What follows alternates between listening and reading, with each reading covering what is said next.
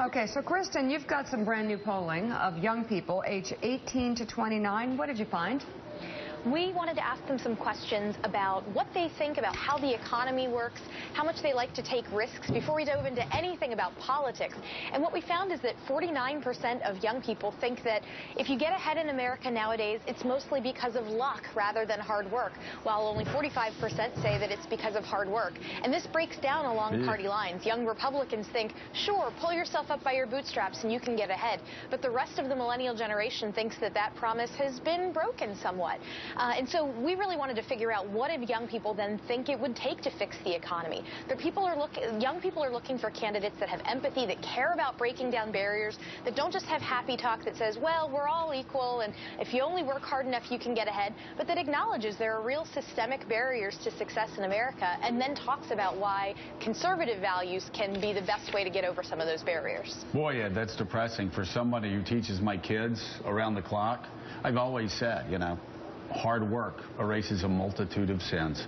You don't have to be the smartest, you don't have to be the fastest, you don't have to be the most gifted, but if you work the hardest, you level the playing field. It looks like a lot of people don't believe that right now. A lot of people don't believe that, and if you take a look at the economy over the last 20 years, I mean, I think that there's some evidence that this is not a non-reality based conclusion for these millennials.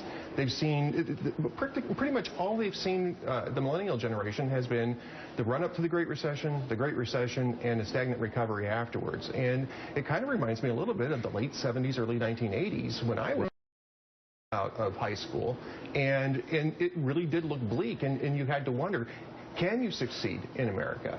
The question is how do you channel that if you're Hillary Clinton or if you're Donald Trump? And I think that empathy issue that you saw in that poll is going to be a big problem for Donald Trump. Kristen, you also looked at which party cares more about these things to young people. We did. So the college Republicans also wanted to know, what do people think Republicans care about? And the findings at first were pretty alarming for the GOP, that even on issues like who cares most about the national debt and keeping America secure, Republicans only had slight advantages or were still at a disadvantage. But on things like growing the economy and creating more equality, Republicans were at a big disadvantage. The good news is that there were some messages that we tested. For instance, do you think that Washington should focus more on protecting consumers, or do you think Washington should focus more on opening up the economy and creating the conditions for bottom-up growth? And bottom-up growth wins by a 2-to-1 margin. So there are things that I think conservatives can talk about if we begin by acknowledging that there are systemic barriers and problems that need addressing and that we care about them.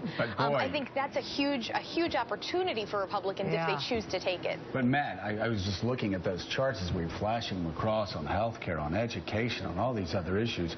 The Democrats just absolutely pound Republicans in these polls. Yeah, you know, you think about presidential politics and you think about themes.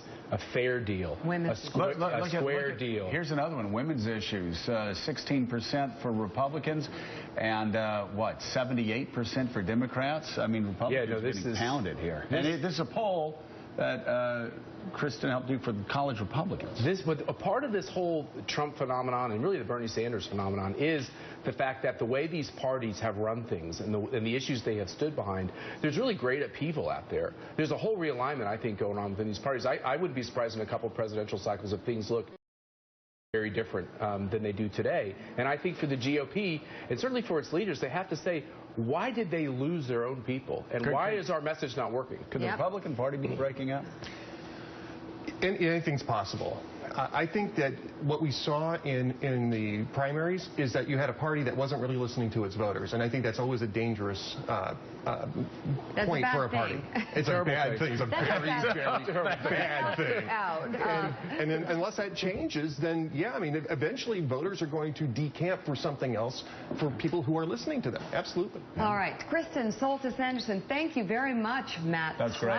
Ed Morrissey, thank you as well. Thank you, guys.